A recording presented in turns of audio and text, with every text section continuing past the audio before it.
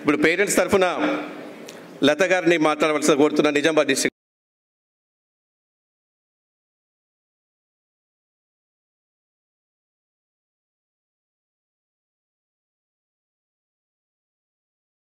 అయితే ఈరోజు మనము ఈ ప్రభుత్వ పాఠశాల గురించి మాట్లాడుతున్నాము. అయితే ఈరోజు ప్రభుత్వ పాఠశాల గురించి మాట్లాడుతున్నామంటే కారణం ఏంటి?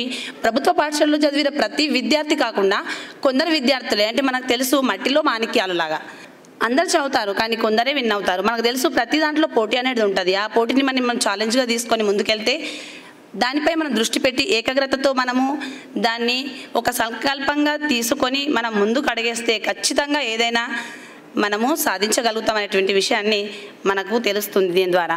అయితే 10/10 వచ్చిన విద్యార్థులు ఎవరైతే ఉంటారో వాళ్ళందరికీ ముఖ్య కారణం మా యొక్క ప్రధానోపాధ్యాయులు గారు, అలాగే విద్యార్థులు కూడా. నా పేరు లతా రవీందర్, నిజామాబాద్ డిస్ట్రిక్ట్ వచ్చాను. నా యొక్క స్టూడెంట్ ఎవరంటే సాయి మాధుర్య, జడ్పీహెచ్ఎస్లో చదివింది పాప.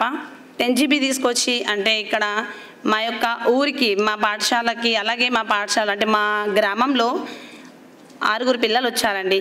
10 GB రావడం వల్ల 6 మెంబర్స్కి వాళ్ళ యొక్క పేరెంట్స్కి కూడా చాలా ఆనందంగా ఉంది. అమ్మ ఆదర్శ పాఠశాల ద్వారా మాకు చాలా విషయాలు తెలుస్తున్నాయి. ఎందుకు అంటే మా యొక్క పాఠశాల ఇంతకు ముందులా లేదండి.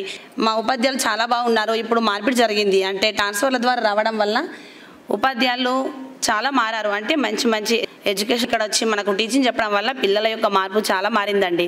దాని ద్వారా నేను ఒక పేరెంట్ లాగా చాలా గర్వపడుతున్నాను. అలాగే ఇంకో విషయం ఏంటంటే ఈ యొక్క ప్రభుత్వ ఉద్యోగులు ఎవరైతే ఉన్నారో వాళ్ళకి మరీ చెప్తున్నాను, అంటే పాఠశాల అనేది అమ్మ ఒడి లాంటిది.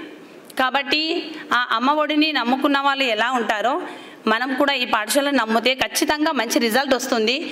అలాగే మీరు మరింత ఎదగాలని, మా పాఠశాలను అభివృద్ధి చెందడానికి మీరంతా కూడా సహాయకులు కావాలని కోరుచుంటూ